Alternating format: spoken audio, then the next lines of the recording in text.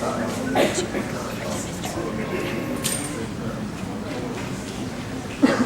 go ahead and get started. Good evening. I'm Robert Lynch. I'm the president of the Harrison Eliza Kemper Fund, and we welcome you here for the second annual State of the City address. The event tonight is sponsored by the Galveston Foundation Roundtable and by the Galveston College, which we want to say thank you to for providing the facilities and the refreshments.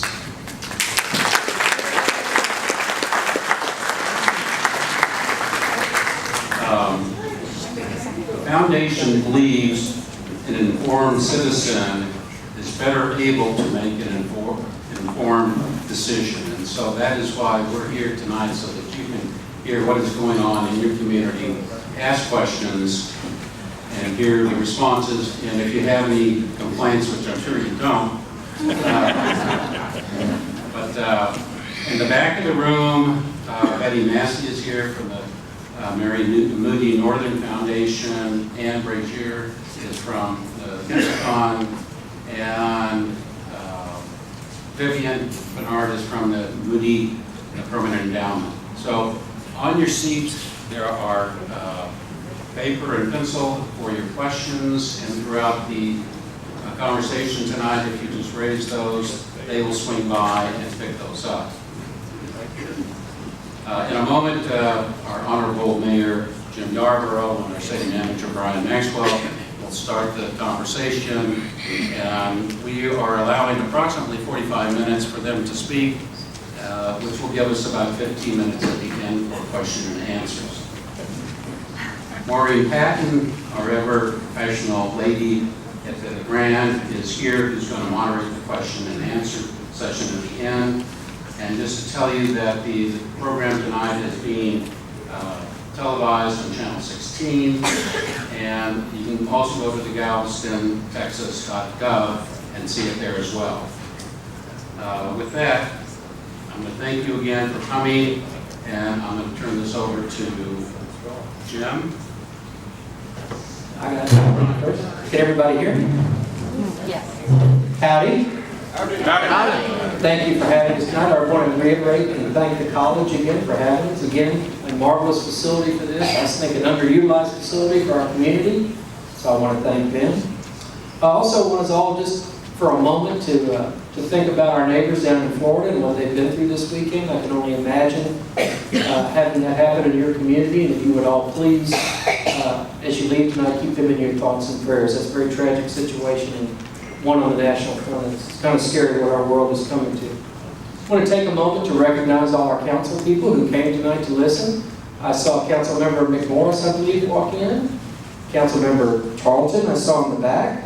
Councilmember Brown, Councilmember Doherty, and Councilmember Sinceri. If y'all would like to stand up, please. Everybody give them a round for all their attention.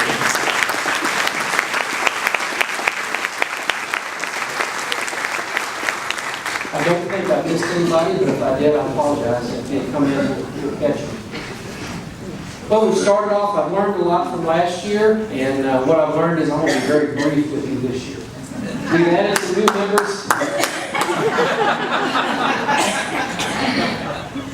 We've added some new members to the team again this year. I wanted to bring these to your attention. We are constantly working to raise the level of service in the City of Galveston, and that doesn't happen by accident.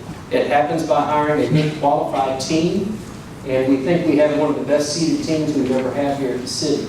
As you can see, we've added a lot of new faces and some key positions, and some of these are actually new positions that we've added. So if you'll join me in welcoming them to the team, and they're here to spend the had some big projects go on this year and get completed, 43rd Street being one of them. And the reason these are showcase projects is these are some of the first of our CDBG projects that got off the ground. These are a sign of several of the other projects that are coming. You can see these are large-scale concrete street sidewalk projects. They include some drainage improvements. Actually, they include a lot of drainage improvements up to the point they hit the old drainage system. And we'll talk about that in just a minute. But we continue to grow. 53rd Street is another. These all include contiguous bike lanes, sidewalks, curbs, and gutters. You can see 53rd Street runs from the seawall all the way across, and 43rd Street runs from basically Avenue U to Broadway. We broke ground on seawall improvements. Hooray. We only voted for that how long ago? It has broken ground. They are working on the underground utilities as we speak. Hopefully by this time next year, all the amenities will be in. It's going to be quite a project when it's done. Seawall repaving from 39th to Ferry Road is complete. And just in case you're picking up on it, I'm going to kind of talk about what we've done in the past year, and then good things to come are going to come from the mayor. We're continuing to work on the causeway lighting. For some reason, Galveston has maintained responsibility for all the street lights from Tiki Island to 6th Street on Broadway. And that's important for you to notice, considering that we don't even have a truck that will reach those lights. So I don't quite know how we ever agreed to maintain those, but we have contractors working on them, and they will eventually be converted all over to LED like all of your street lights across town that you've seen being changed over to LED use. We've done the lane shift on Broadway, and this is important because, one, this solved a real big problem we had with some major accidents, especially for my fellow Aggies going over to A&M, but also with a lot of the industrial traffic. But it's also kind of a prelude to some others. We're going to be looking at doing several of these turn lane type things, maybe not on both sides of the street, but in other areas on Broadway to continue to try to move the traffic as best we can down Broadway as we become a bigger employer and a bigger tourist type destination. In addition to the big contracted projects, our city crews have actually undertaken a lot of mill and overlay projects themselves. We now, thanks to Hurricane Ike, have all new paving equipment. We now have a project engineer on staff, Kyle Hockersmith, who's leading the crew on these things. So we're really moving forward with a lot of self-performed mill and overlay streets. And we're going to continue to do that. You're going to see the list here shortly. We've also bought, we have our new automated pothole. If you haven't seen pothole patching machine, if you haven't seen it going around town, it actually follows the street sweeper paths in addition to hitting a couple other areas that the street sweepers may not go on. But it does make more permanent repairs to the potholes, and they seem to be holding up well even after all the rain we've had. They've held up a lot better than the old method that we were using, which was throwing dirt and coal. One of the other things we're working on is that they say you can't put lipstick on a pig, but we're damn sure going to try. And a lot of streets, that as we queue them up to get paid, we're going to try to do 12 miles of street a year going forward. We have 300 total miles in our system. We had an engineering firm do a complete study on all of our streets 2 years ago. They have ranked them in order of condition. We're following those. We're trying not to make it a political decision, but more of an objective type decision of how we do it. But in the interim, we're going to be doing a lot of striping projects on some of the streets that won't be milled and overlaid for a couple of years. We'll also have full-time crews out doing the curbs, the crosswalks, and things like that. You're going to see more and more of that as we go along, weather permitting, if it ever stops raining. Something for the first time Galveston's taken on, and this is the first time we've ever had this, it's a crack sealing project. And one of our surveys showed that roughly 40% of our streets weren't to the failure level yet, that they would need to be milled and overlaid. But if we didn't take precautions soon, they would fail in a short order. You see this in many streets across the state of Texas, especially in the hot climates.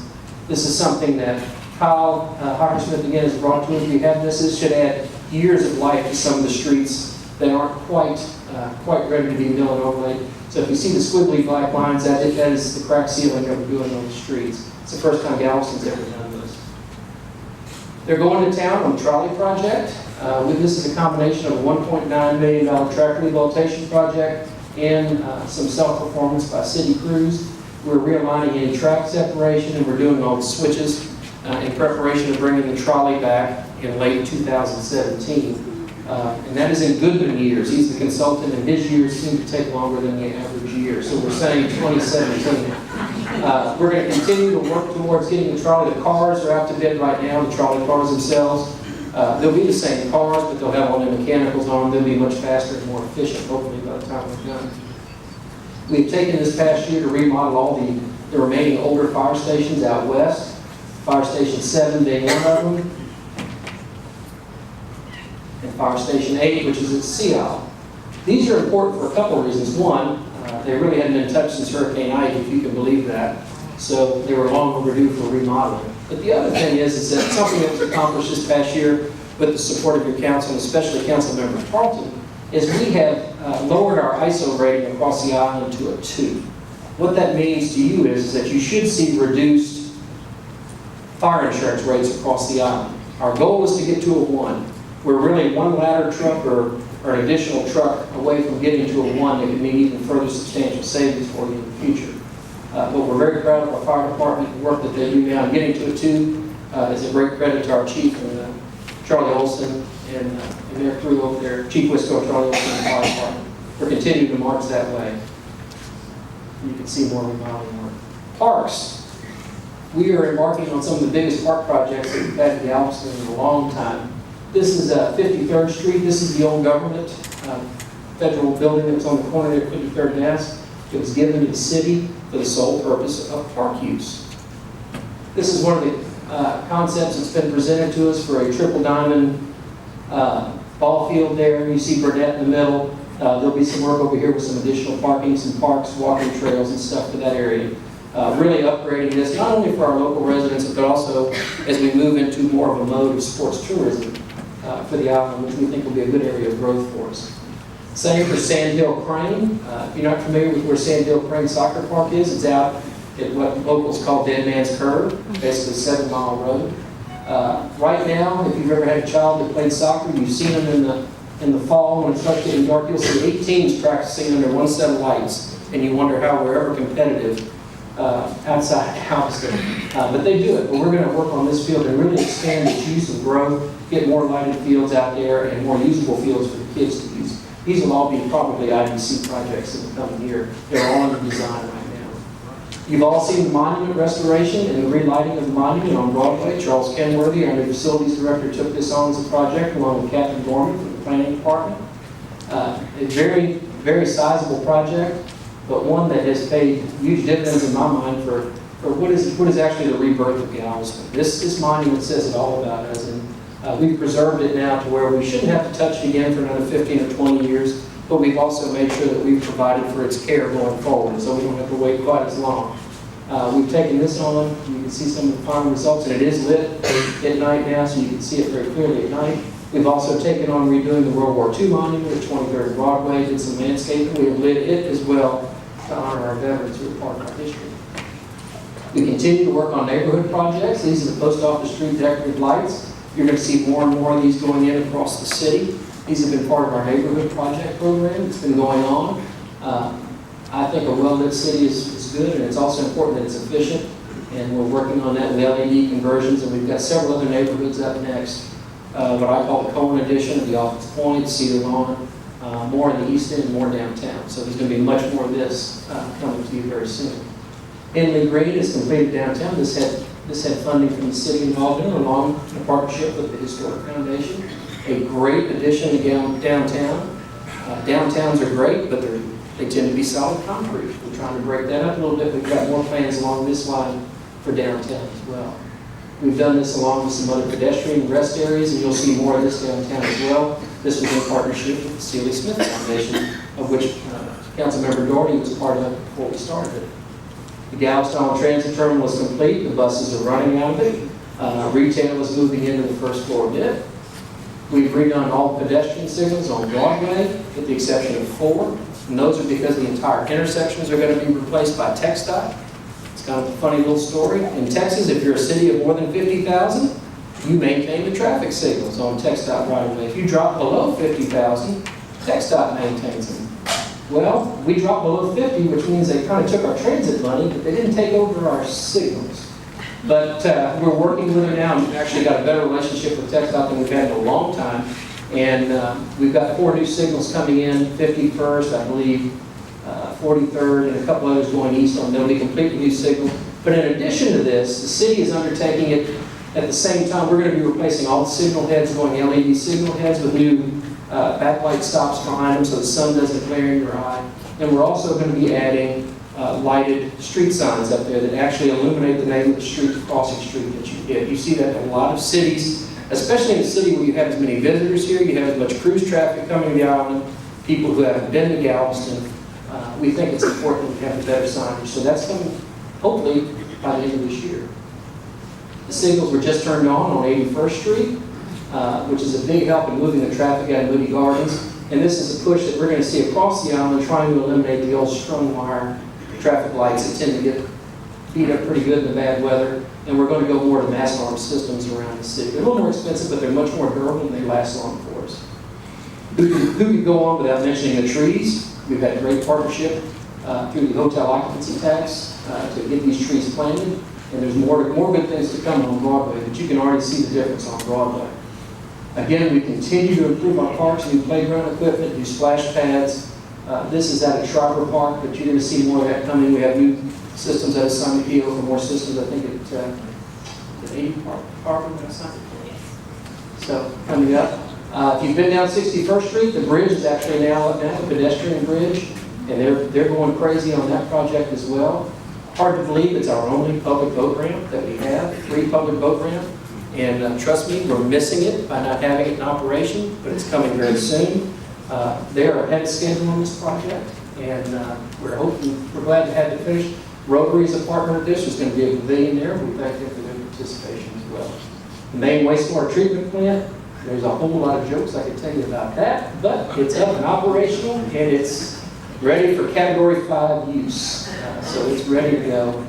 The police property room, which probably wouldn't impact any of you unless you've got evidence in there. It's complete, and it's now above the floodplain.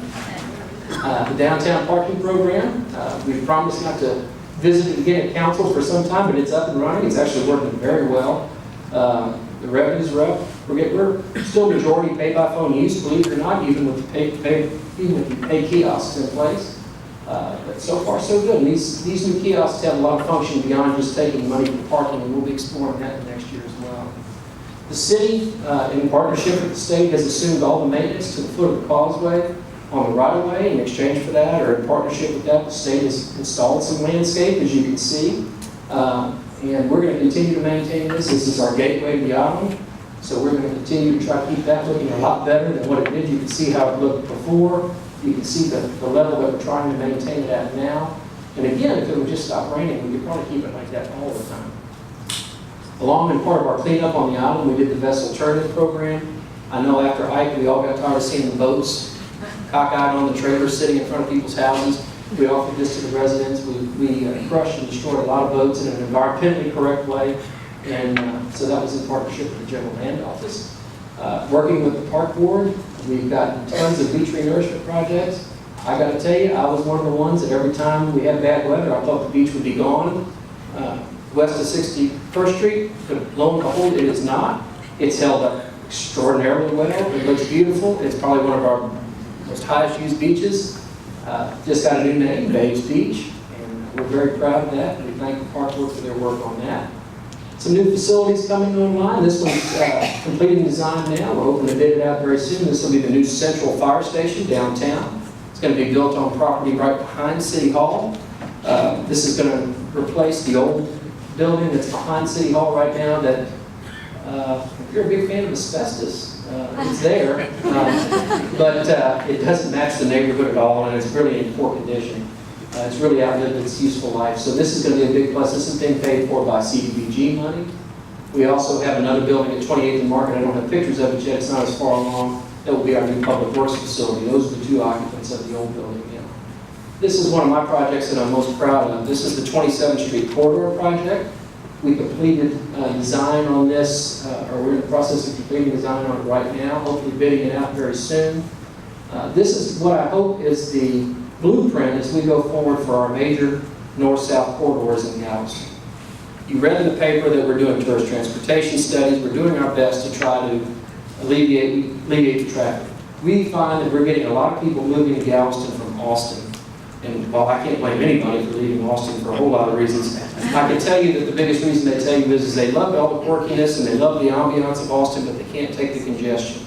We don't want that to happen here. So we're trying to work our best to work on these projects that makes Galveston. There's no reason why we shouldn't be one of the premier walkable cities in the United States. By doing that, we've got to have good sidewalks, we've got to have bike paths, we've got to have good calm traffic patterns that move through the city, that move a large amount of cars in a very relaxed pattern. The other thing is we've got to get people out of their cars. That is critical. 6.5 million visitors a year, that sounds great, it sounds profitable, it is a pain getting 6.5 million people across this island. If you like sitting in traffic, you can do that on the weekends without a problem. Of course, Galveston, if you have to sit through one cycle of a light, that's a major traffic jam for Galveston. But you have to understand that we don't want that to ever become an issue for our residents. So again, getting people out of their cars, getting them walking, getting them on bikes, we think that's the future for Galveston, both on our corridors and on the seawall as well. We also think that this will add a great amount of added amenities to the neighborhoods as people get out. And it's also the backbone of small business. And small business is always the most important part of a community like Galveston. And small businesses thrive in walkable communities. More wastewater treatment plant work, $5 million is going to be going into the airport treatment plant, mainly just to maintain capacity there. The swimming pool is actually on the June 23rd agenda for approval of bids, $4 million.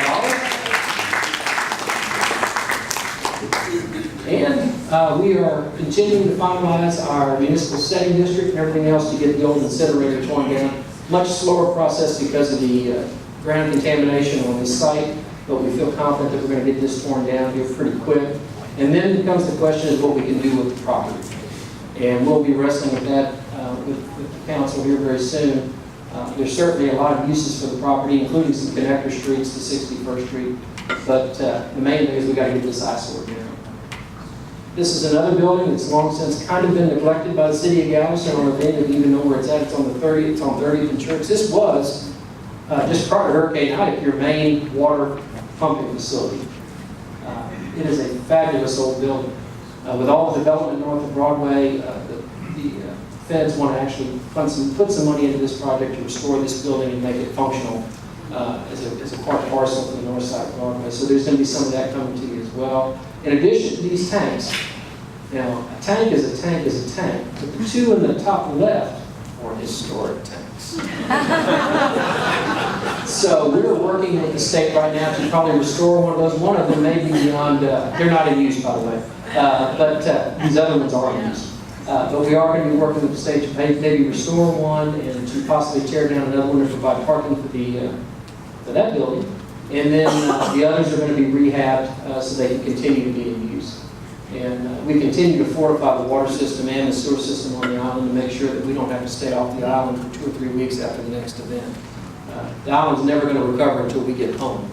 So getting home as quickly as possible is what we're gunning for. The Pelican Island Bridge, as late as last week, we were meeting with TxDOT on this. We feel certain that we have a solution and a new bridge coming in our future. The bridge just again was reduced in load rating, I think one more time here recently. And the navigation district has been working like crazy to keep the bridge functional. But as A&M, anybody wants to whoop, they can. As A&M continues to grow, and their target is 5,000 students here in the very near future. In addition to all the undeveloped land on Pelican Island, that's your future in Galveston. That's your future on industrial growth.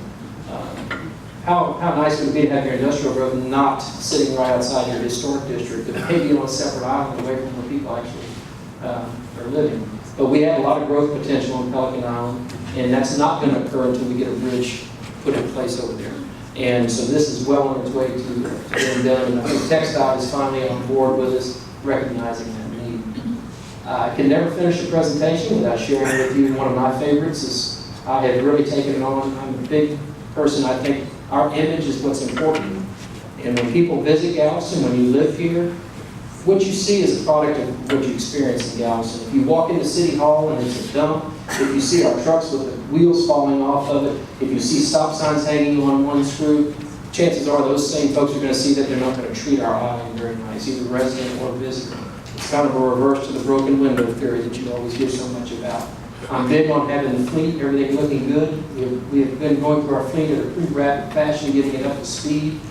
And we're actually getting some really good economies of scale from the use of these new pieces of equipment where we can actually move a good quantity of dirt and not use a pickup truck anymore. So we're actually getting some things done with that. Special events continue to be a cornerstone of what we do here in Galveston. One of the things you're going to hear the mayor probably touch on, not that I know what he's going to say, God only knows, but the thing is that We get 6.5 million visitors here a year. Whether we can get 7 million here or not is going to be tight. But what I'd rather us focus on is let's get 6.5 million quality visitors here. Let's get 6.5 million visitors, or maybe even less, but that respect our island, that respect our neighborhoods, that respect our residents, and are going to spend like 7 or 8 million visitors. And we're going to do that through kind of combing through some of our special events, trying to make them more friendly. Cruising Corvettes is a good example of that, high net worth folks that like to come to Galveston. We continue to stay involved in the community. National Night Out, this old fellow here on the left is Dan Buckley. He's my deputy city manager. We got him out that night. That's him without his walker. We continue to work on hurricane awareness. I'm going to go out on a limb and tell you we're not going to have one this year, but everybody needs to be prepared. Some other things, and one of the things we hear a lot is that our audio and sometimes our video really stinks for our meetings. Not that you're missing anything, but we are working on that right now, and as we speak, all new audio and visual stuff is being installed at City Hall right now. We're extending PEG fees, which is a fee that's collected on your cable bills, believe it or not, that's given to the city for its franchise use. So that's all being done right now. We've also taken on shortening our email address and making it simpler so you don't have to use a thesaurus to send us emails anymore. At galvestontext.gov is the new tagline on all of our emails. Our old emails will continue to work for at least another year, but this is also one there. You'll be directed to these going forward in the future. Now, real quick, I'm going to go through these very fast. These are some completed projects. I'm just going to page through them. These will all be available on our website. And these are just done here in the last year. These are some that are underway right now. And if it would stop raining, you'd probably see even more happen. But these are streets that are getting ready to kick off or doing it right now. That's a lot. These are in design right now. And I'm going to point out, especially for Ms. Tarleton, because I know she gets blown up on these constantly, 69th and 65th are going out to bid this week. So, and then there's a couple others, Saladia, Avenue S, 53rd to 61st, 51st from Broadway to the bridge, and Sealy Street. Those are in environmental right now. The feds were really worried small children were going to come by and eat the asphalt. So we're having to go through the rest of the environmental work. But these are all under design. 7 pages, usually 8 or 9 per page. You can do the math and see how many streets are going to be under construction in the next year and a half. Drainage. Next. I know. We have a lot going on with drainage, believe it or not. And again, we have had record rains, as we all know. But Galveston suffers from a couple things. We're flat. We are suffering from sea rise, and I'm not going to get into the politics of what's causing sea rise. And we have what is an old gravity drainage system. There's no mechanical function in our drainage system at all. It runs downhill as best as it can until it finds a hole, and it runs in until it gets to the bay or to the bayou. Those are the two places we drain to. We're going to continue to do improvements in these, especially on the west end. We've got a big improvement project going at Seibel right now to add a second outlet out there. And we're going to continue, we're putting in a program to keep the drains clear. And we have a tremendous amount of sediment going into the drainage system. The new drainage system off of 43rd Street, the brand new one that was just put in, has already got about a foot of silt in it. And that's a 6-foot tall drainage system you can walk through. It happens that fast. So when you see your neighbors blowing their grass into the street, when you see them sweeping their garbage into the street, ask them not to do that, please. We're going to have trucks and we're going to have a contract probably between $50,000 to $100,000 a year doing nothing but trying to keep the silt out of the drains to maintain the drainage that we have. But one of the things that we're doing, and this is, I credit Kyle, I don't know if Kyle made it in tonight or not, but we are looking at maybe moving away from the gravity-style drainage system in certain parts of town and implementing what may be a mechanical-style drainage system. It's thinking a little bit out of the box, but it's not unheard of. Cities like Port Arthur, New Orleans, Texas City, they all use them. And this would be using some sump systems and pumps to actually suck the water through the drainage system and instead of letting it just stack up with a firm to see exactly how feasible that is, where we can do it. We're not blessed with huge amounts of land, so you don't see the big retention ponds We don't have room for that like you see in Houston, but we do have some ability to improve it in some areas, middle of town, like around the college here, downtown. I can tell you, during the last rain event, we had flooding downtown, and before the rain started, we had water coming up out of the drains, and when it left, there was shrimp laying in the street. So we know either somebody had shrimp water or salt water coming up to the drain. So we feel like this is going to be important to look at going into the future. And the main thing I want to get across to you is we're not just going to sit here and tell you, yeah, the drainage stinks and it's not going to get any better. That's not the case, and we're going to do everything we can. All of this is updated every month on the website, and most of my council folks send it out to their constituents. I put it out in a monthly report with a complete update of all of our projects and everything that's going on. And again, it's on our webpage. We also put out all of our budget information. Mike Lofton, our finance director, does a fantastic job of keeping you updated on where we are financially. The city is in very good financial shape right now. And that's all I have. Thank you.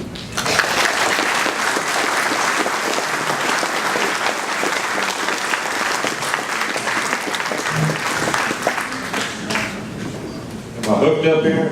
Yeah. In contrast to him, I'm going to say hello. Hello. Howdy, General. I want to thank the foundations for hosting another event like this, and certainly the college is a wonderful host on a number of events, but this one in particular, great facility. We appreciate the use of it. I want to thank you for, before I forget, I want to thank you for re-electing me. I appreciate that. You know, let me set the ground rules from the beginning. I'm going to talk like I came up with all these ideas and all these designs. That is not the case, and I don't want to portray that to be the case. When I speak about these things, it is literally a compilation of talking to you, listening to your emails, seeing you at the grocery store, at the chamber event. It's talking to other city council people and talking to staff, kind of blending, taking bits and pieces and mentally going through and trying to blend a quote plan together. So anything I say tonight is not just Jim Yarbrough, it is literally a consensus of a lot of different folks. Brian's done a good job of telling you what we've been doing. To me, the important question is, where are we going? People ask me, what's the state of the city? And my one-word answer, improving. We're not where we want to be. We've got years of work to get caught up on. But I go back in what I have said for consistently 30 years in the public arena. What I'm looking for, folks, is incremental progress. I want to make sure we continue to put systems in place, people in place that can carry the city forward regardless of the crazies you elect as mayor and city council. And so what we're looking for is steady, methodical improvement. And knock on wood, the last 2 years has been a testament to that. I have the first year and a half I was in office, I would leave City Hall and go to my car, and somebody would be coming in the building, and they would say, "Can you please get something done?" The last 6, 8 months, I go from the office to the car. I'm tired of the detour signs. I'm tired of all the construction going on. When are you going to get to my neighborhood? Those are all very positive, healthy signs. That's what we want people to get tired of the detour. And you can see with literally 70, 80 streets keyed up, we are well on our way. Working with a city as diverse as Galveston, I'm not telling you anything you don't know. We go to sleep tonight, we're a town of about 50,000 people. And we wake up in the morning, by 9 o'clock, we're a town of 70, 72,000 people. Next weekend, next couple of weekends, as we gravitate toward July 4th, we're a town of several 100,000 people. It's easy to take your eye off the ball, folks. You know, quite honestly, I think that's been a problem that we've had in this city for a number of years. There are so many different things going on. It is difficult to stay focused on what we need to accomplish. I can assure you that City Hall is interested in doing those things that make those 50,000 people who sleep here every night We want to make this city better for you. If it's good for tourism, if it's good for other aspects of our business, people who work here, don't live here, wonderful. We like that. But our efforts are focused to make the people who live here have a higher quality, better, enjoyable experience for choosing to live on the island.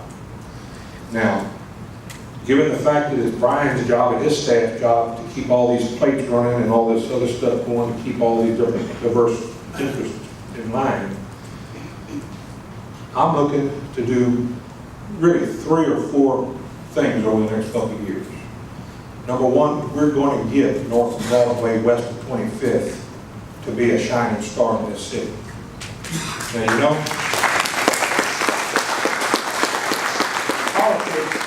politics is kind of like, to pay all respect to my Aggie friends in the room, politics is kind of like the farming business. It really is. You know, you got to cultivate the ground. Well, we've been, you know, somebody asked me the other day, well, what's happened on the north of Broadway since you got in office? And you look around and you don't say much. But folks, you got to cultivate. You know, 2 years ago when I started talking about we're going to really make the north of Broadway, west of 25th Street pop and be a real asset to this community, you should have seen the looks some of you gave me, but certainly should have seen the looks that the people were giving me. You gotta be crazy. It's slum, it's the hood, it's blight, it's prostitution, it's drugs, it's every bad word in the book. Well, you know, for those of us who live here, we can remember all that. But you know, for new people coming to the island, when you say that, north of Broadway, west of 25th, it's geography. It's a direction. And we got 2 choices.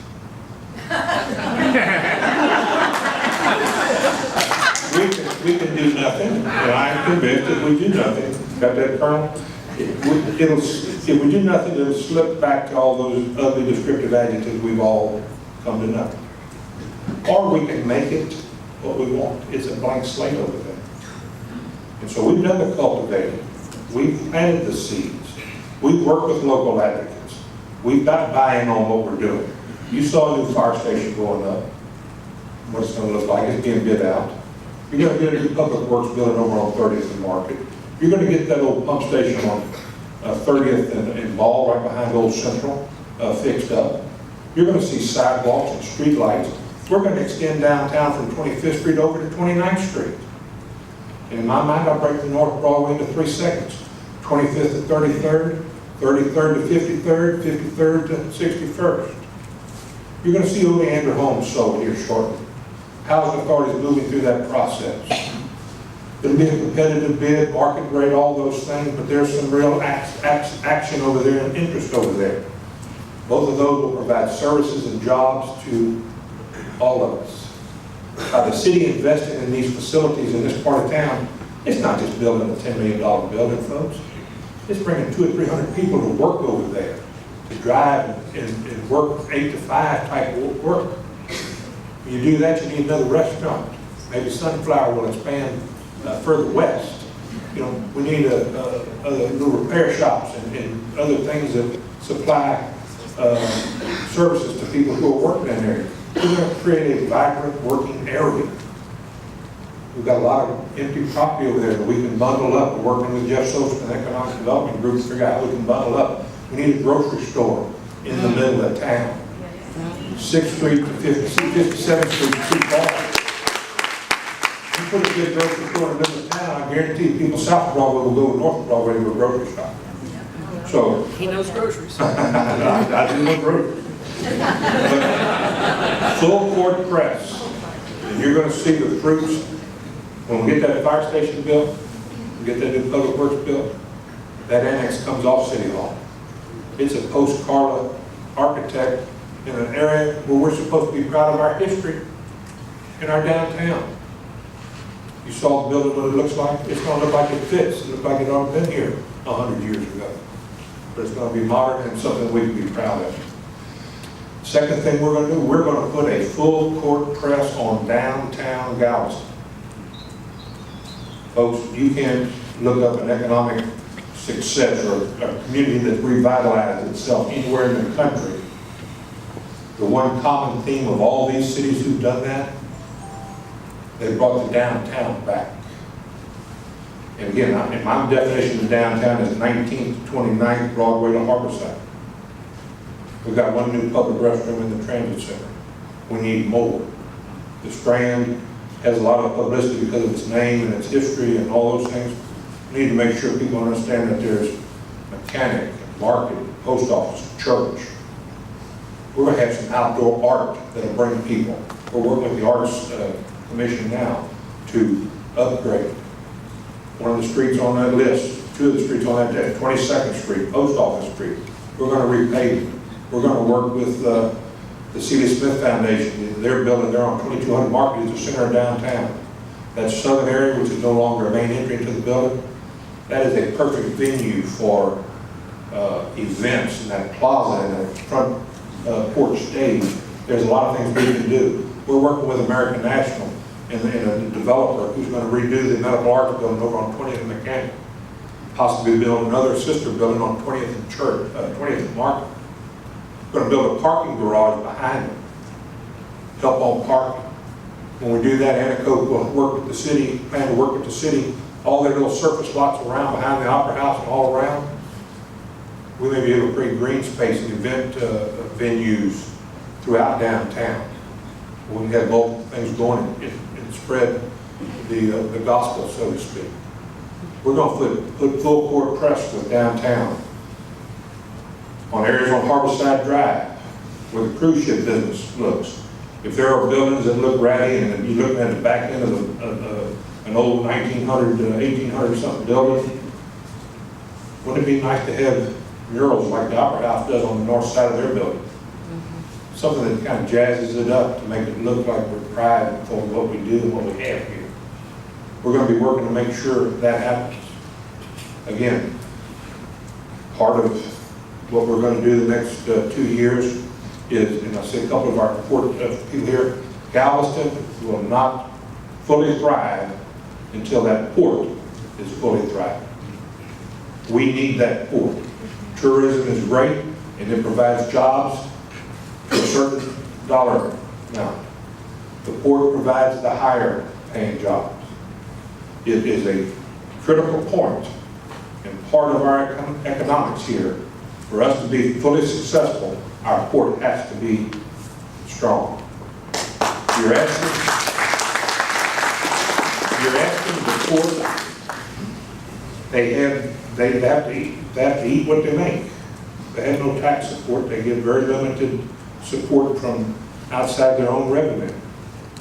And folks, they've got $300 million worth of assets. All you can equate that down to your house. If you don't maintain your house doesn't have that value. We need a master plan for the port. Again, John, don't write this tomorrow, this is going to happen tomorrow. The port has 20-year contracts in place, folks. This is a process. Without a plan, you never know when you start. So that's where we start with the plan. And then when we make decisions, we can, at opportune times, things come up in negotiations, things always change, they never stay the same. We'll have the opportunity to move Del Monte to another location, or BMW to another location. We've got to develop Pelican Island, folks. Brian touched on it. Pelican Island is key. We've got to make sure the bridge we design can accommodate the type of businesses that not only the Port of Galveston, but the largest landowner over there, the Port of Houston, are going to put over there. Wouldn't it be nice to have all the industrial and stuff west of 25th Street and over on Pelican Island, and the east end of the port, 25th Street back toward UTMB, was cruise ships, another cruise ship terminal, tied into downtown, a tourist port activity like San Francisco and some others have done? Wouldn't that be nice not to have those big trucks coming down into our east end neighborhoods and the shadows of UTMB, and all that activity stayed west of 25th and over on Pelican? Those trucks didn't hit Broadway, they just came down Harborside. The meeting Brian alluded to with TxDOT the other day was about the Pelican Island Bridge. But again, to get them to think globally, it's not just a bridge from Galveston to Pelican. We need a direct connect from I-45 over Harborside. Don't come down the exit, stop at the light, go underneath, wait for the railroad cars, and get on that. We need a direct connect that'll take you right over the railroad tracks on down to about 77th Street. And we finally got them at least they're coming down 45. You see the working Link City, you see it coming. They're coming all the way to Galveston. And so, again, with some long-term planning, we can not only help the port, but it also helps some of the other pieces of the puzzle we're trying to put together. So the third thing the first one was the north of Broadway. The second one was downtown. The third one is economic development, primarily focused on the port. The fourth thing is we have the port, the park board, and the city. You can say they're separate entities, and they may be legally this or maybe that, but in my mind, they're all public entities working for you. And we have triplicate of everything. We don't have the same policies on anything. You know what? We all follow the same state law. We have 3 procurement departments. We have 3 finance departments, 3 HR departments, 3 building maintenance departments, 3 auto shops. We have 3 of everything. In 2015 or 16, that doesn't seem to be too efficient. I'm saying there's money to be squeezed, there's efficiencies, and more than just the efficiencies, when you start doing those things and quote, forcing us to work together, and the city becomes like this with these other entities, you watch the productivity of all 3 entities pop, where entities can spend more time focused on what their mission is, tourism, port. You know, when you can spend more time and not worry about spending more than half your time doing administrative stuff that somebody else is already doing. I know some people get tired of hearing me talk about it, but I'm going to talk about it till we get it done or till I'm out of office. And we're going to start moving to make those things happen with our board appointments and everything we do. We're going to put full court press to make us more efficient and more effective in the way we operate for you.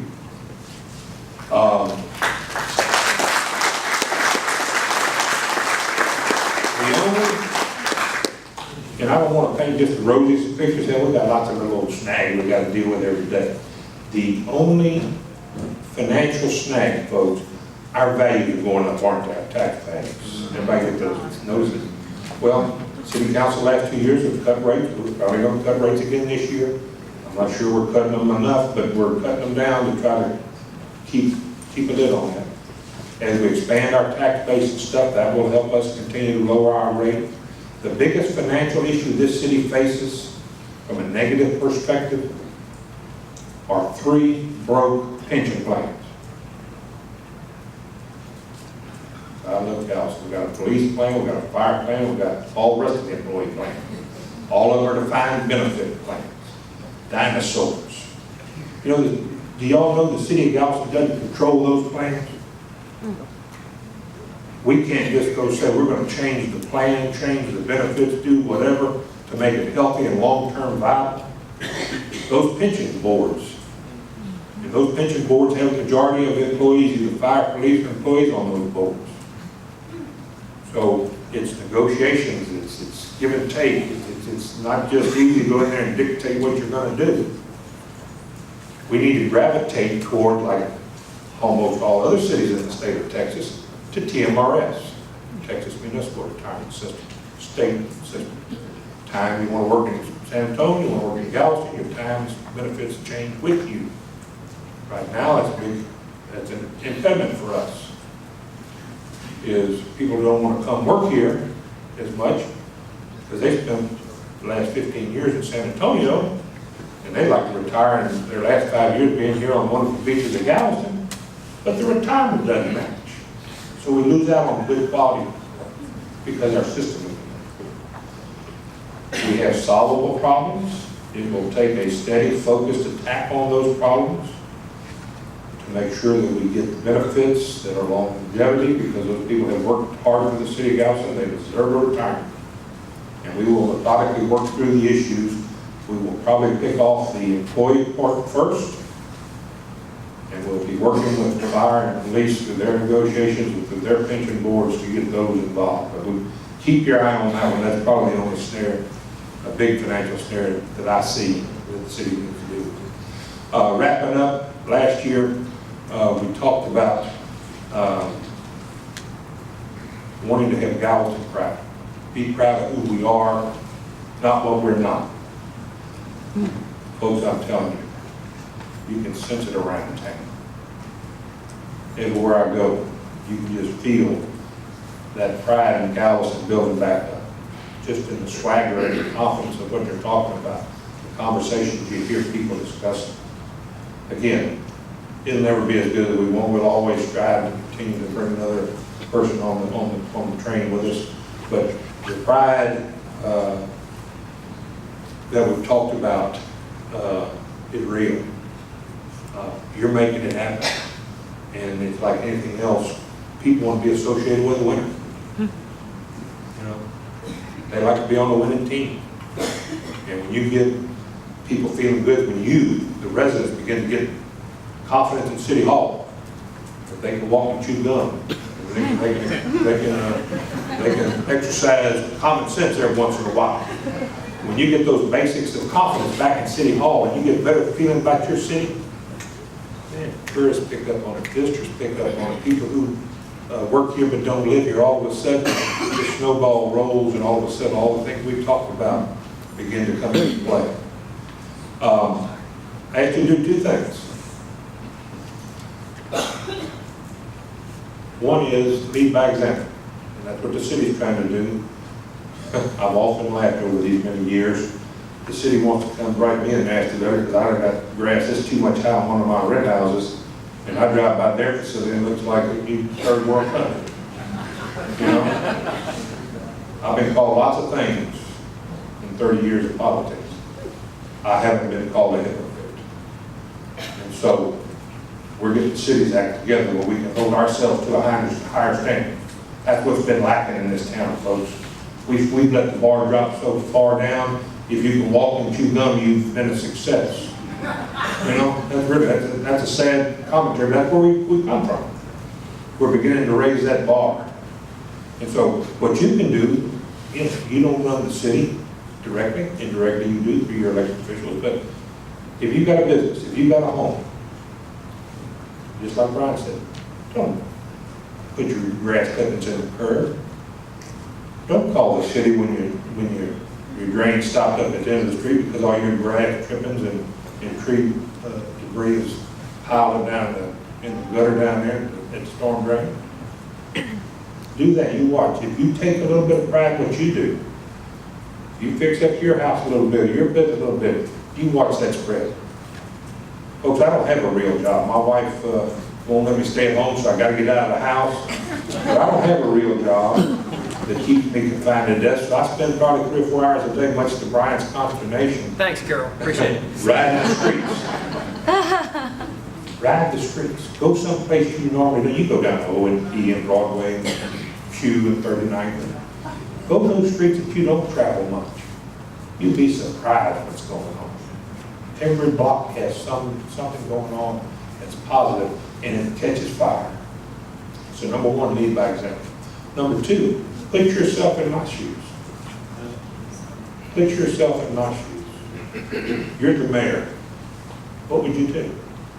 You got my, believe me, I know you got my email because I get a bunch of them. Email me with ideas. That's how we put these plans together. You know, I don't care how crazy they are. Send them to me. If you were mayor for a day, if you were King Kong for a day and City of Galveston, what are the 2 or 3 things you'd do? And let me know where we can incorporate that because you'll be surprised what you'll get when you ask people. Some of them are crazy as hell. But sometimes those crazy things are game changers. So again, we appreciate you being here. I wasn't expecting this big crowd again. We appreciate all the efforts of everybody to make it happen. And Maury, just I wanted to wrap up before we finish. The mayor touched on, we were here a year ago, and in his TSIP rhetoric, he spewed a lot of hope and change and all these things. One of the things I really want you to focus on is that I hope that what you see is that there's actually action in our words. We're doing our best to accomplish all the things that we put before you. A lot of it is hope, and a lot of it is long-term plan, but you're seeing it happen. It's not that we're just sitting here talking about it. And I don't want anybody to leave here tonight thinking anything other than the fact that all I really want for the city of Galveston is for this to be a place where my kids will come back and work and raise their family and raise their kids, so their kids can then be the 7th and 8th generations of Galvestonians, like I am a 4th or 5th generation Galvestonian, depending on how you rely on.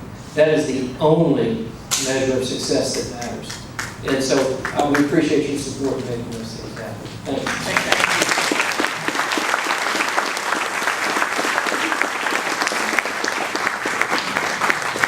Thank you, Mayor, and thank you, Brian, for your attention to what we want and what we ask. I will remind you that if you want to see this online, you can go to Galveston Text, that's galvestontx.gov, or you can watch Channel 16 and it will be broadcast multiple times through the next little bit of time. One of the suggestions that someone made was to paint every house on the island. So there's one of those things that you are talking about. We need to bring that paint partnership back. Some of us can afford it, some of us can't, we need to help. We'll do that. I'm trying to combine some of these questions because a lot of you had similar issues, and we'll go from there.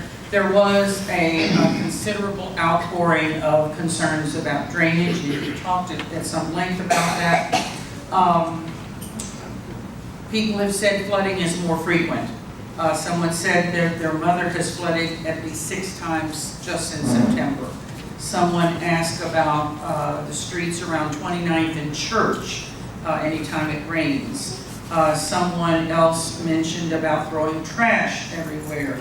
Leave it on the beach, it clogs the drains, it's out of control. We need fines for this and awareness billboards. How do you plan to put an end to that kind of littering? We had one woman who actually presented us with some photos and trying to give you a descriptive of what it's been like. I would like for you perhaps to tell the people how they can best communicate with you and get you their specific information about their flooding areas, and I will leave this for you. Yeah, again, I'll touch on it one more time. We continue to work on the drainage issues in Galveston. It has not helped that we've had the rains that we've had, and it seems like every single rain has been accompanied by at least a 3-foot tide. I can name at least 5 of the major parts of town that anything above a 2.5-foot to 3-foot tide, we are not draining. That's not acceptable. But it's also not easily solved. So we're taking a 3-pronged approach. We're going to continue to expand and improve our gravity drainage system. We're going to continue to have an intense maintenance system to make sure what gravity drainage we have is clear. The 29th Street area that was mentioned in that one, we actually had that's actually served by another one of these 6-foot diameter drains. I can walk through it. It collapsed. We did not know that. It was collapsed underneath the railroad tracks at the port. We had spent almost $1 million making that repair, but lo and behold, when we got into that 6-foot drain, we could not see using the cameras what was going on close to the port, and at some point in our past, somebody had stacked bags of ready-mix concrete in the 6-foot drain. I suspect that was to try to keep the tide from backing back up into the drains. So really what happened was the tide still got high, and it came over the bags, and the other water couldn't get out, and it caught all 7.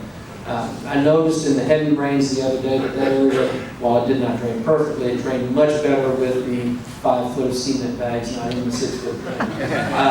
But I've been astounded by the video. We do have the capability now to video most of the drains at how much water is in the drains at all times. I laugh at the fire chief all the time. I don't know why we have fire hydrants. We can drop a hose in any storm drain and fight a fire. There's so much water in our storm drain system. But it continues to be an issue. Basically, if you are south of, let's say, Avenue S, if not in some areas, Avenue O, you may be sheet draining. You may not even have drain inlets in your neighborhood. But again, the biggest thing, yes, Norman Cantini he has an album full of pictures of him with his rubber duck out in the street. We know that, and we're continuing to work on that. But the key item that we'll be asking ourselves, and the council will be faced with asking is we could spend $100 million to improve drainage, 10, 20, 30% by improving the gravity system, or we may be able to spend that much or a lot less and improve it 70 or 80% using mechanical means. So those are the things we're going to be talking about next year. So it's not falling on deaf ears, and we are definitely pursuing drainage. Of course, drainage is one of those things, when it rains, it's a hot topic. Next year, if we have a drought, everybody's going to want the street fixing, they're not going to care about drainage. So, but we're not going to let go of it. We're going to continue to make those improvements as we go along. I think the key is, how many years have we lived on, at 51st and Broadway, how many years have we lived on the excuse, well, there's no solutions, we can't cut the Esplanade, we can't create a turn lane, and we just said, we can't do it. Well, we could do the same thing with the drainage. Now, the solution on 51st and Broadway probably isn't perfect. It's incremental progress. It's better. And so we're going to explore some of the things that, with this mechanical drainage pumping or flowing into some type of maybe underground cabinet. Maybe some ideas being thrown around. Bottom line is, we're not going to just accept that we drain to the bay and the bay is rising and can't drain any better. We're going to come up with some options. Hopefully we can afford it. It's a good solution. I mean, you can try to let it drain on its own, you can push it, or you can pull it. Since I get told pretty much regularly now that our drainage sucks, that's probably going to be the solution that we go with. There's some creativity. Since it's already been said that the city has purchased the senior center at 22nd Street from the county, will it be turned into a senior center again? Not much here for the seniors, and it was a great place for them when it was run well. That's one of those rumors. We've not purchased that building, so I don't know Okay. if I don't think I said it, or hopefully I did somewhere. We've talked to the county about it, but we've not, they're talking with several entities, nonprofits, the school, O'Connell. So right now we do not own that, don't have any immediate plans for the senior center, the old senior center in 22nd and now. But we do want it to be productive Yeah. and not vacant. What happened to the FEMA funds that were dedicated for sidewalks, curb cuts, and paving on the block of 2600 to 3200 Market? These blocks have never been accessible for handicapped citizens who cannot enter the stores from either side of Market Street. That is actually, it's not FEMA money, it's actually Community Development Block Grant Disaster Recovery money. And I say that like it's some big deal, it's all federal money, it's all your money. That project is almost 100% design. Again, that was one of those projects that, because it's federal money, they require us now to do a phase 2 environmental, again, out of some concern. So we are in phase 2. The project is designed all the way to 33rd Street, and it includes sidewalks and curb cuts and all those things. How far we actually get from 19th Street will depend on how much they make us do in the phase 2. We have X amount of dollars from the federal government. The federal government's very good about telling you, you have this money, you do this project, and they don't, oh, by the way, do this, this, and this, and there's no more money involved in it. So we're going to start at 19th Street. We're going to go as far as the money's going to let us go as soon as we clear phase 2 environmental. The biggest project, part of that Market Street project, other than the curb cuts, which are very important, is the fact that I mentioned the 4 low points in our system. 19th and Market is one of those low points in our system where we're really going to be working on the drainage area, trying to improve it as best we can. But that project is almost 100% designed, and we are just simply waiting on the phase 2 environmental. And tell us again how someone could go online and find out where you are in that progress, so that people know that something is happening as opposed to. Yes. Every month, again, I put it out in our city manager's report, and we actually publish a Gantt chart that shows the progress on all of our city projects. It's online on our city website. And if you can't find it or you have a question about it, call me. We have meetings about once a week on the capital improvement plans and keeping up with them. A number of questions about providing more and better housing for Galveston, for the mid-income folks, and one went so far as ensuring balanced growth for working class islanders. Couple things. Brian just said something that's important. We're going to start at 19th Street and go as far west as we can. In that particular example, we're already too far down the project. But I'd like to see it, let's start on 33rd Street to see how far east we can get. little twist in the way we look at things. That ties into that focus on the north side. Housing. How many times have you heard we want to bring back middle class to Galveston? So that's been a common theme, Jan, since you've been mayor before, and it's just been a steady theme for the city for a long time. It is a worthy goal. You know what? Every community in the country wants middle class families in their community. So the competition is everywhere. My feeling to do, I don't have any magic bullet that'll say, oh, we do this, we're going to get middle income people back here. My approach is, let's get our streets, our drainage, our parks, those parks improvements that we're making, the new pool and the 53rd Street and the sandpiper and the airport. Those things are amenities that middle income families with kids like to use. And those people coming in for tournaments will be able to participate on our fields. I don't know how we get people here, but if we do things that a normal city should do, and we put in amenities that are good for our folks, I'm convinced middle income folks will come with it. Maybe not as many as we want, but we'll start seeing that population come back. We're already sensing some of that. You can see it in the numbers at GISD. What we can do to address the housing in particular, we've got, and GHF is doing a great job right over here on 26th Street, just east of the stadium. They've taken what has been historically vacant property for ever since I went to Ball Howard, was eons ago. And they've moved 3 houses over there on 3 empty lots. And they're houses that anybody in this room would enjoy living in. There's a lot of infill opportunities in the middle of town. North of Broadway, folks, close your eyes and vision New Orleans. Close your eyes and vision townhomes, 0 lot line, raised up, parking underneath, get the elevation. Because again, as Brian has mentioned 4 times tonight, we drain from the seawall Boulevard area back to the bay. That means that north of Broadway, west of 25th is some of the lowest property in town. So you're going to have to do some things different over there than what you do on 43rd and Caduceus or somewhere. So we've got opportunities to put middle income housing all throughout the north of Broadway, west of 25th Street. We've got some infill opportunities. The only difference between building a house on the island and building a house in League City, the only difference, cost of land. Labor, equipment, materials, generally the same. And so there's opportunities, especially on the north side, where right now land is cheap. We can bring some housing that I think would be complementary to attracting that market. I have several questions related to traffic in various ways. Someone has asked why there are no warning signs for the general public at the exit and entrance and the new city bus terminal. Someone has asked the need for traffic calming as we put in new bike lanes, and more specifically what can be done to reduce the speeding on Broadway.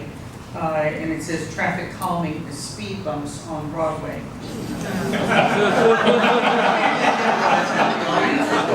We'll have a one-on-one with whoever wrote that. I'll save this one. And then what are we doing to increase safe transportation during events like Mardi Gras, Bike Rally, Memorial Day weekend, in terms of bringing in more cabs and PD cabs to cut down on the drunk driving? So those are several traffic-related questions. And Dr. Brown has been a big proponent of this, and it is huge for the community in that we have got to move people around in a more efficient manner. As far as traffic calming, again, I'll point to the 27th Street Corridor Project. That's going to be our first real effort to take in some innovative, and traffic calming, it certainly can be speed humps. The general put in some speed humps that are very much like driving over small buildings over on Seibel Parkway if any of you have been over there.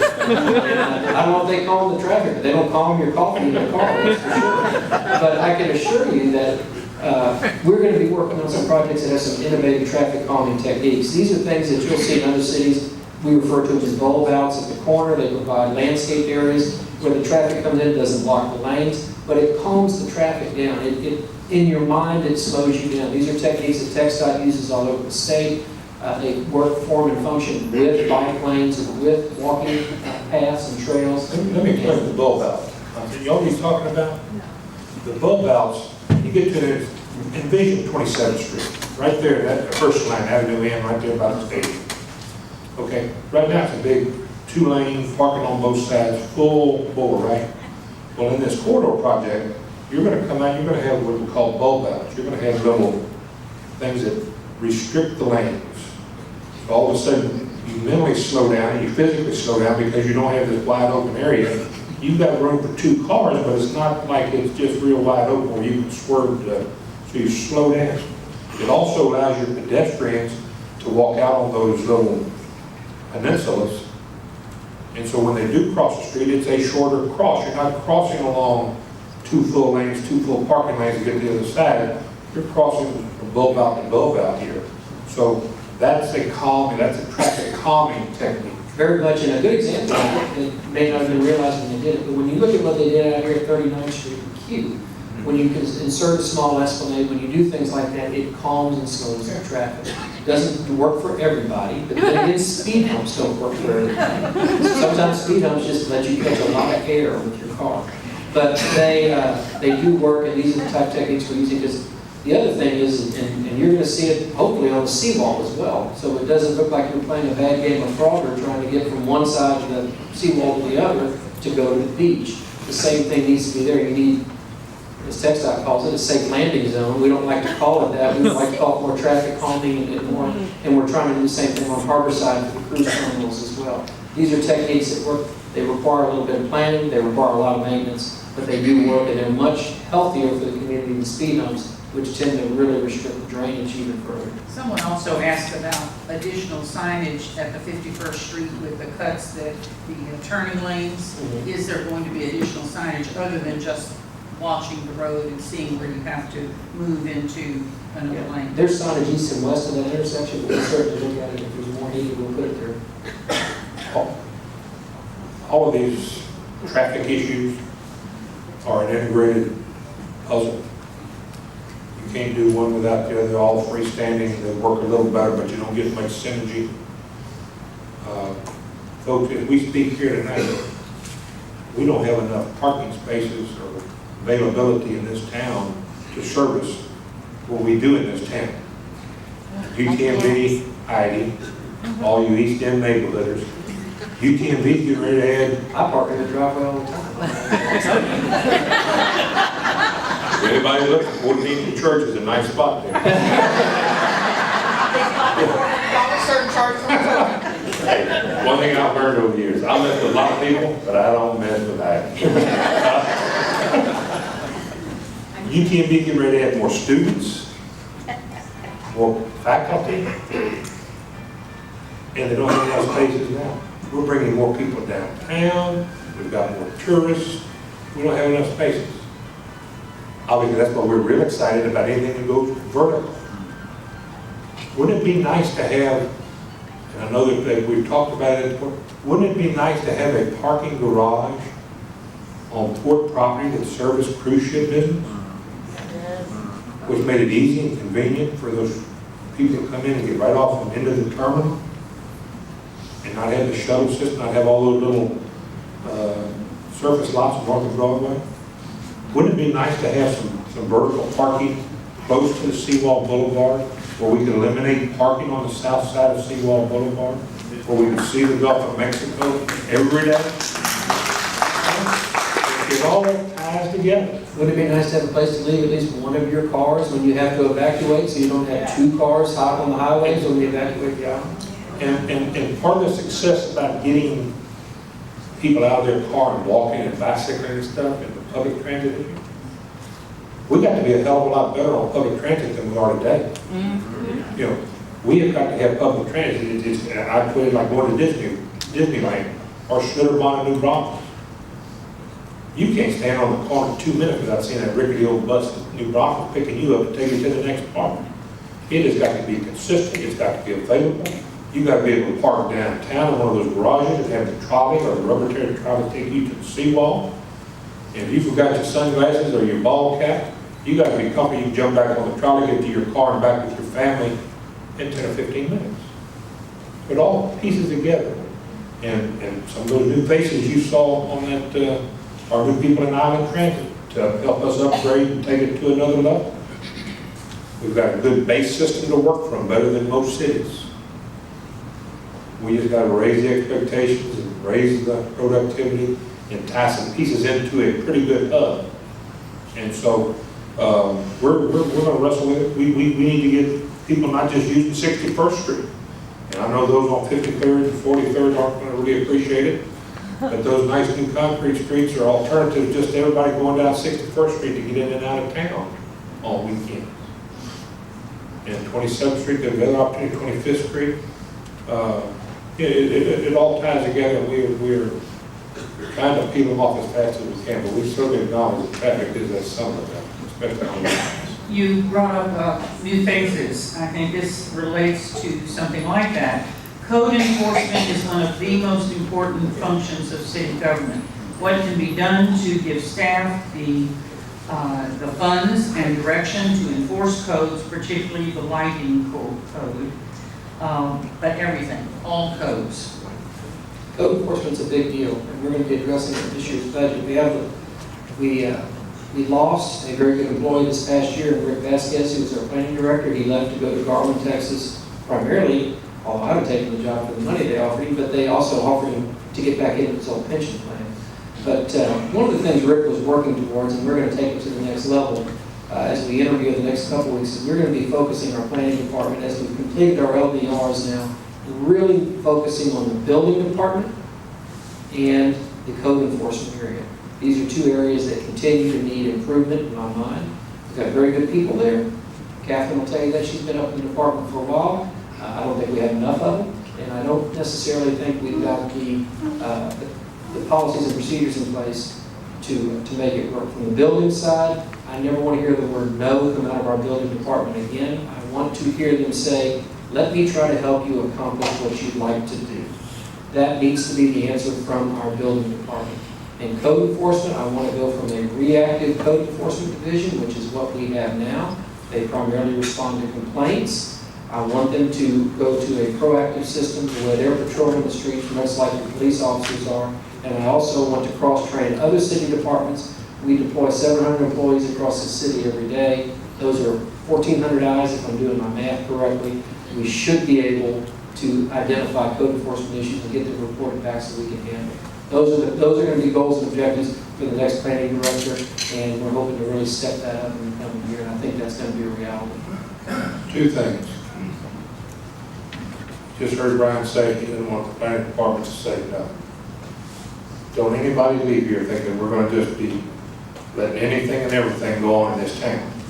I was talking about building department. Yeah.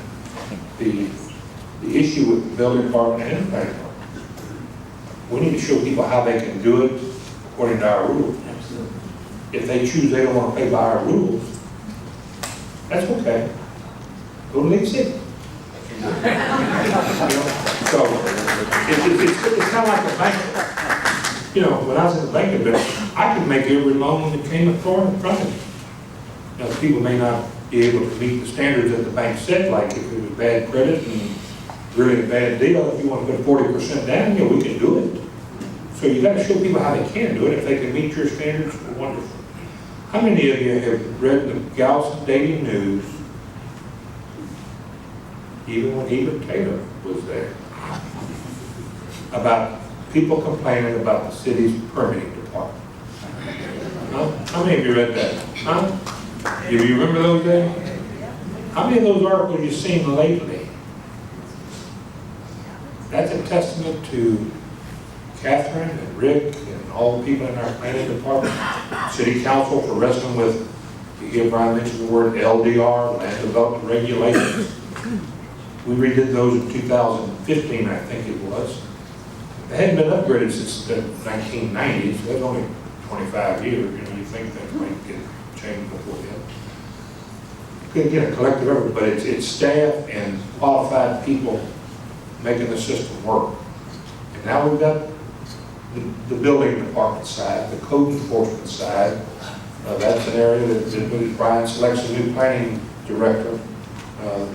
Undoubtedly, he will be bringing someone on board who has those talents to help balance the scale of what we do.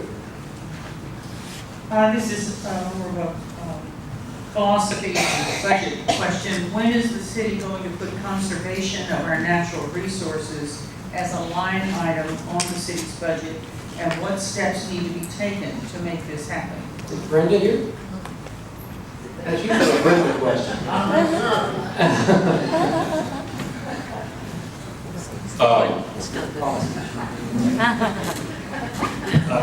It's a great question. You know, we have not as a community budgeted money for land acquisition and preservation, particularly on the west end. We've been fortunate. We've had private sector groups and philanthropic groups who have supported the effort.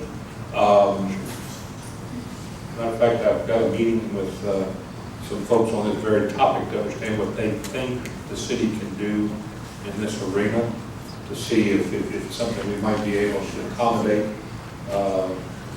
But as of right now, there is no quote budget line item, but we'll have a budgeted line item with marginal money in it, George, to tell Brenda we're going to start the process. But that's a, you know. Well, there's a follow-up to this that you might want to address as well.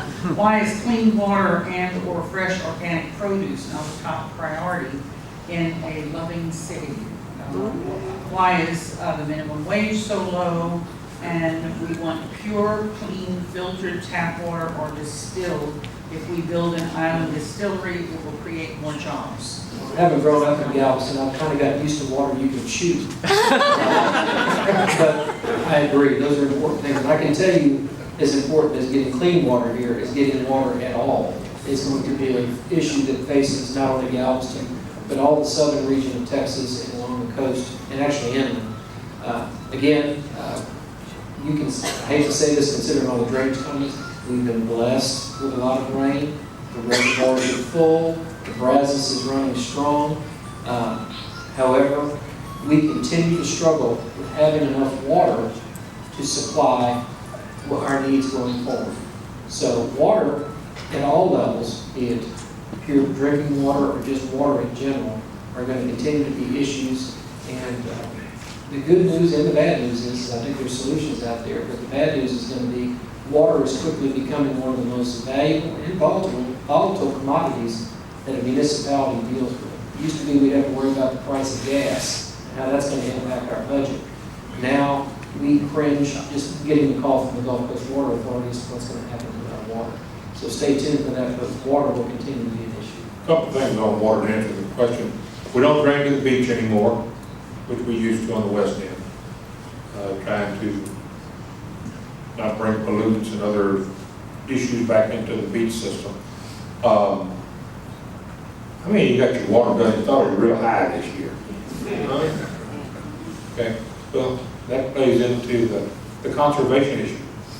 The biggest deterrent of population growth on the island, in my opinion, long term, is water, potable water. We get 20, round numbers, don't hold me to the exact gallon, 21 million gallons a day is all we can get from the Gulf Coast Water Authority. Everybody understand our water comes out of the Brazos River, runs through the collection system, and pump through the Texas City Mackey plant, makes it potable. They bring it to us and we disperse it out through our pipe system and the delivery system. We get 21 million gallons of water a day, most we can get. Most days we use 13, 14 million gallons. Some days we use 25 million gallons. You get the 4th of July weekend, you get the cruise ship all syncing up at the same time. We use 25, 26 million gallons of water a day.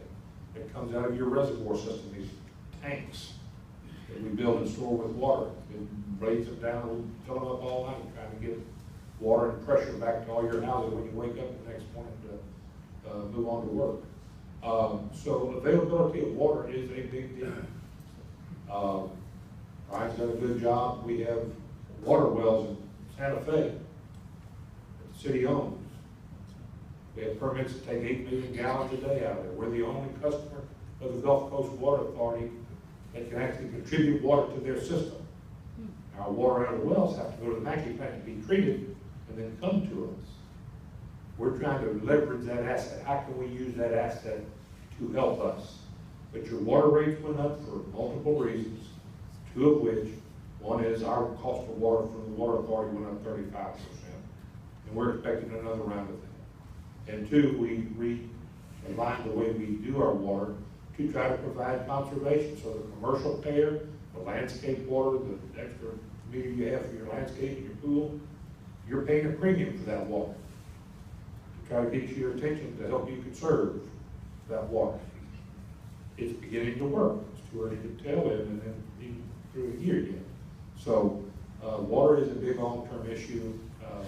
It will, I know people talk about high-rise condos and high-rise this, and you know, folks, our sweet spot of population is going to be 55 to 60,000, and you know, we're not looking for more, we're looking for better, because we're going to be restricted on how much we can build here and do here, not because we don't want them or we want them or whatever, it's because can we bring utilities to service what people want to bring here. So that's going to be the hindering issue. I think this is a simple question, but I may be misinterpreting it. Will construction south of the seawall damage it? And I'm assuming that they mean the sidewall cuts that are happening. The any construction that would be done south of the seawall, and there is private property south of the seawall. I mean, a lot of people think everything south of the seawall is open beach, public beach. Not the case. Anything that would go south of the seawall obviously goes through a city process, goes through a general land office process, goes through a Corps of Engineers process, and because the county owns the seawall, will go through their process, which the county's process and the Corps of Engineers are like this, as it relates to the seawall. So I guess the short answer, which I don't give any short answers, I realize, I guess the short answer is anything that would be constructed south of the seawall is going to have a number of reviews to make sure it doesn't impede or hurt the integrity of the seawall itself. And history dictates that what's been there, Murdoch's, Pleasure Pier, Bamboo Hut, that's really dating myself, Voodoo Daddies, all those things, they've all been there for years. They've been destroyed multiple times. Seawall's weathered it fairly well, so I don't think that's a concern. And those all have to go through those review processes. Someone also suggested having more piers that go out into the Gulf for either fishing or pleasure. Well, more so than that, there actually is good erosion tools as well. And I know the park board, which is our beach arm, really works closely with the GLO on that. I wouldn't be surprised if, especially at the end of the seawall on the west end, we don't see some things like that in the future. A couple of questions about bridges. Someone has said that the bridge on 99th Street is sliding into the crash boat basin. And that was on the list. It's actually in engineering right now to be completed and replaced. And a new bridge across Offutt's Bayou. Herds Lane light adjustment. Yeah. You know, 61st Street is a tough one. I live west of 61st Street, and I hear all the time, if you just turn the damn lights green on 61st Street, get everybody, they won't back up on the freeway. And then I get the people in the neighborhood that say, if you just turn the damn lights green going east and west, we can get across 61st Street. We hear it on Broadway too about the timing of the lights. Galveston is not, it's not like downtown Houston where we're getting everybody on one-way streets and running men out of town. We have to maintain a balance. You wouldn't have a signal if you didn't have close to equalize traffic patterns going east and west and north and south. We have to maintain them. During peak times on Broadway, we try to alter it, but we can't just go green like you see in downtown Houston where they're just getting everybody out, because half the people that work here are coming down from the seawall or coming north on the side streets trying to feed onto Broadway. We have to allow some traffic flow there. The same thing with 61st Street. We have to be careful, especially now that Slitterbond and Weedy Gardens growing to the levels that they have, to make sure that we can still get access east and west across 61st Street. It is a delicate balancing act. We are taking as many steps as we can to improve traffic east-west, coming down Herds Lane and down Jones Drive. We're really trying to divert the traffic against the 81st Street traffic signal to get as much traffic moving out of Schlitterbahn and Weedy Gardens up to the seawall. But then again, too, we stack them up at 61st Street trying to make the left-hand turn.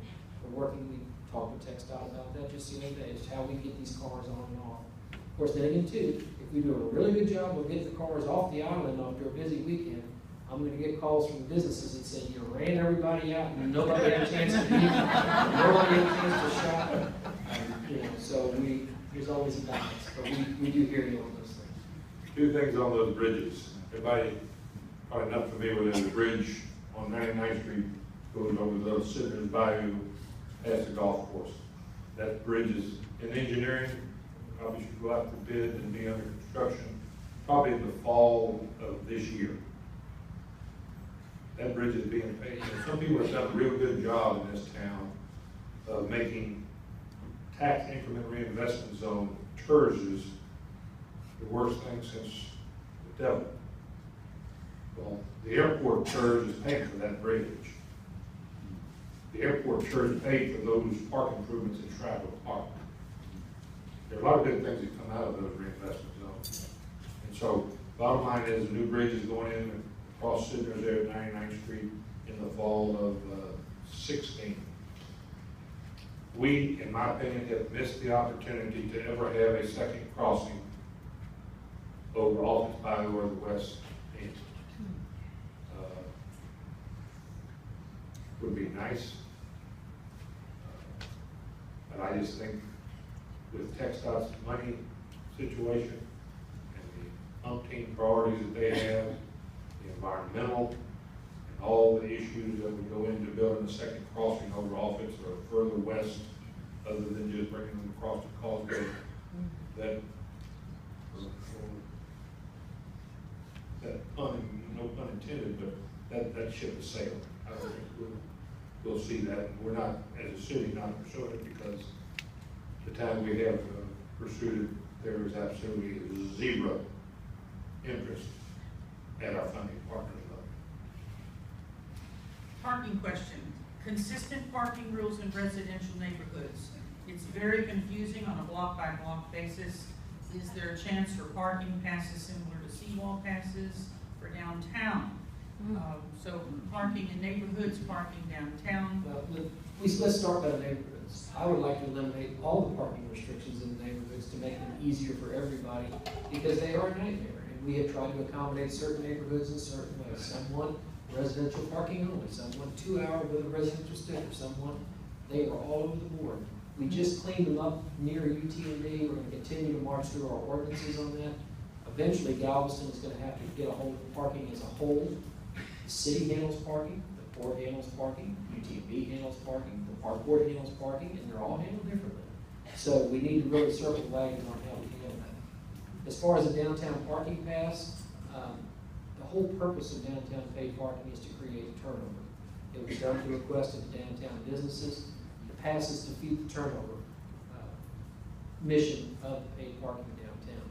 So I don't foresee necessarily having a parking pass downtown. I do foresee a whole lot more contract parking downtown off the street. Downtown, you think we were managing thousands of parking spots. In our downtown parking system, we have 624 parking spots. That's why no parking company was even interested in talking to us. They don't even want to hear you if you don't have less, if you have more than 1,000 parking spots. That's why a full metered system downtown just does not work. We don't have enough spots. And by the way, of the 624 spots, there's 24% occupancy, meaning 76% of the time, on an annual basis, the spots are empty. So that again, too, is a deterrent to get a parking company to manage it versus the city managing. But parking is always going to be an issue. It's going to be an issue with 6.5 million visitors moving up that path, and vertical is going to be the answer on parking both downtown, Seibel, airport, UTMB. I have a double question for you here. Can we do citywide Wi-Fi, or at least downtown? And the second part of this is, what are the considerations being given to improving the Galveston transportation? I'll take the Wi-Fi. We've actually, the other sounds very mayoral to me. I think and this is a discussion my wife and I have actually had. How cool would it be for Galveston to be a Wi-Fi friendly community? And I think it's something definitely to strive for. I've actually talked to our partners in the Emergency Communication District and others about making that a priority. Going forward, we have a contractor here in town, Extenet, that is franchise with the city. They're actually doing cell phone repeating and data repeating for us now, long-term, specifically downtown. Hopefully, island-wide, Wi-Fi could be your reality. And I think it's going to be reality in a lot of cities. It's going to be a public utility just like Comcast and everything else, probably before, before I retire. We're drawing to a close. Yes. Just two things on the I-45 connected between Houston and Galveston. Number one, really, that help with Craig Brown. We are very close. There's a gap for public transportation. If you want to take the bus from Galveston to the medical center or somewhere in Houston, we can get you as far as League City. And then there's a gap between League City and basically El Dorado Bay Area, Boulevard area that you can't get to by public transportation. We're bridging that gap. We're working with Metro and the other communities, so you will have an ability to go public transportation on a bus from Galveston all the way into Houston and back. The second thing for the non-public transportation options, I told you TxDOT's marching down I-45 coming south. You will end up with an HOV lane from 61st Street all the way. Actually, it'll pick it up around the other side of the causeway. Tiki Island. The only enders are safe. The only enders are safe. Tiki Island to downtown Houston. So that is coming, and that probably in the life of TxDOT is in the relatively short-term range. So we will get an HOV lane that will get you to Houston with proper e-tech and all that stuff. There's always talk about the commuter rail, and that's all going to And go TxDOT, to long just term. remember, short term for me as a city manager, like keeping my job is like tomorrow. Short term for TxDOT means in the next 10 or 15 years. But we're grateful for the Oleanders. They let us put back. When will subsidized units at public housing be rented, and what are the future plans for scattered site housing? Yeah, see you later, Brian. Oh, yeah, that's Jim take care of that one. I'm here to tell you, public housing at the Cedars is being rented as we speak. And you know what? Remember all the uproar we had and all this got excited, our blood pressure went up? Yeah. There is a longer waiting list at Cedar Terrace for market rate units than public units. I think they just went up on the market rate too. At Cedar, we knew that would be the case at Magnolia just because it's shadows of UTMB and Anaco and right where it is. All of us concerned about Cedar, who's going to live north of Broadway, west of 25th Street. So public units are being leased right now. My posture with dealing with the General Land Office and HUD, and I think they're going to be, I heard about today in July. If the community, whoever signs up for replacing unit for unit, if we have to do that, we have to do that, folks. But what we don't want is to put a whole lot of supply. We haven't rented out the Cedars yet with public housing. We haven't rented out Magnolia with public housing. They may fill up public housing, I don't know. Time will tell. Right now, it doesn't have the big demand that everybody thought they would have. So let's don't build houses for public housing just to say we met some number. So it needs to be metered. It needs to come back in an organized fashion over many years probably. And I'll be the first to tell you, I am interested in the people who were once Galvestonians having the ability to come back to Galveston. Folks, it's been 8 years. Those folks who were here at one time are now living in other communities, and that's their home. And I'm glad for it. I wish we'd been able to respond quicker. But I want to make sure that anybody who moved out of Galveston because of the storm has the ability to come back to Galveston. There is no, we haven't looked at it, the city hasn't looked at it, but the authorities to be the General Land Office and the Austin Advocates and the HUD folks, I don't think they can make a scattered site plan work like maybe had once been envisioned of 200 or 300 structures, duplexes, single family, triplex, fourplex, all over town, everywhere. They haven't come up with a management structure to make that work. And so we're still talking, still working, trying to come up with plans minds that will work in this community. We will certainly keep everyone up to date on that important topic. But right now, public housing units are being rented at Cedar Terrace, and they're not finished with Cedar Terrace, so we don't know whether they're going to fill up or not, but time will tell. I'll give you one final question. We've run a little bit over time, but everyone seems to be really engaged in this process, and there probably were twice as many questions this year as last year. So I think that's actually a very healthy sign, and we thank you again for your time. Let me remind you once more before they answer this final question, galvestontext.gov or Channel 16 if you want to watch this or tell others.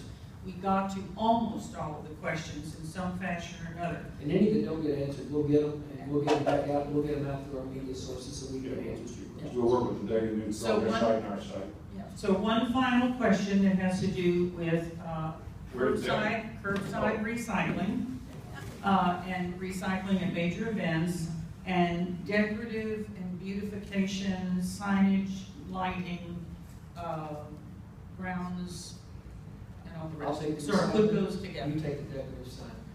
I can tell you. Just because when you think decorative signs, most cities that have curbside recycling do not have a city sanitation service that's operated by city employees. Most cities that have curbside recycling have a private hauler that does all theirs. They have one franchisee that handles it.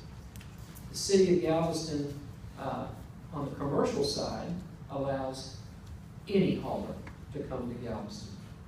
I have proposed, and I will continue to propose, that we go to one commercial franchise hauler for the island that we bid out.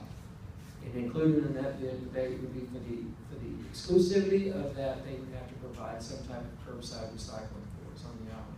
That's how it gets paid for. I guarantee you that I can get, my family will attest, I spend a good chunk of this weekend dealing with one sanitation issue, with one apartment complex, with one trash issue, because they had a private hauler, and the private hauler is not responsive, and the apartment complex is not responsive. Go to League City, go to any other major city, you go to tell them you want a dumpster permit, they're gonna say, here's the name of the company to call. If there's ever an issue, the city calls that company and says, guys, you've got $1 million at risk here, you need to fix the sanitation problem, I'm going to the next bidder. We don't have that option in Galveston, we're working towards it.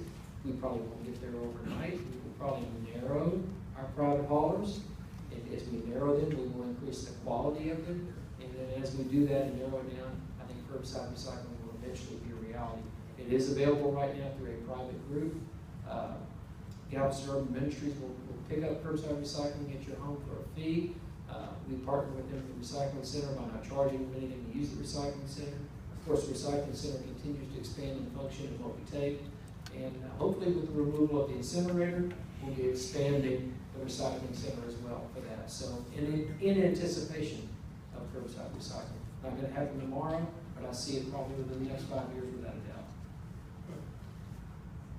Let me dumb down what I just heard.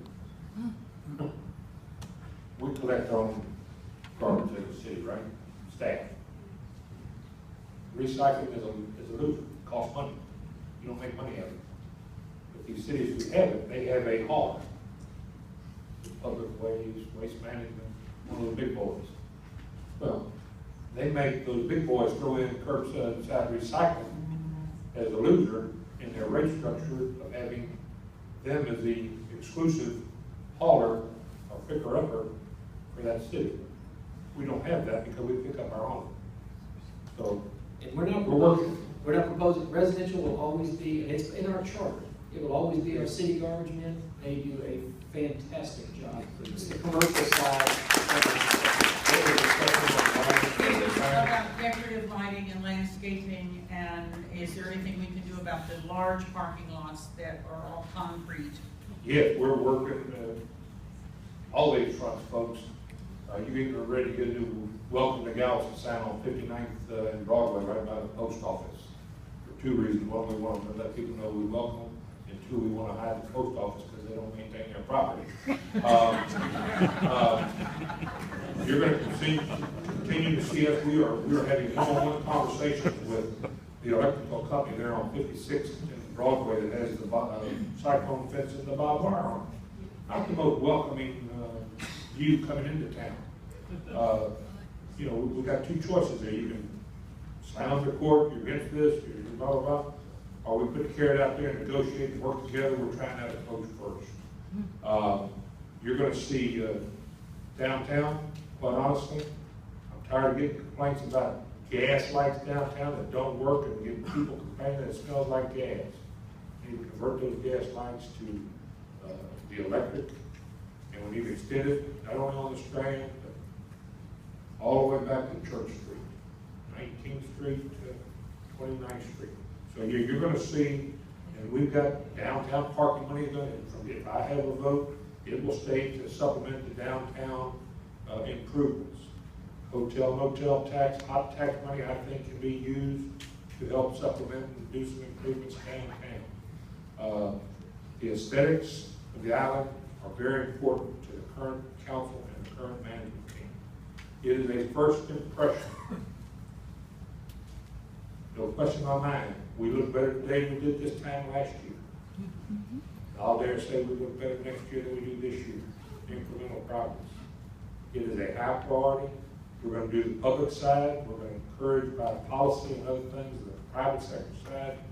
And together, there will be a significant improvement, continued improvement on the way the island looks. We're getting there. Thank you for staying the extra 10 minutes.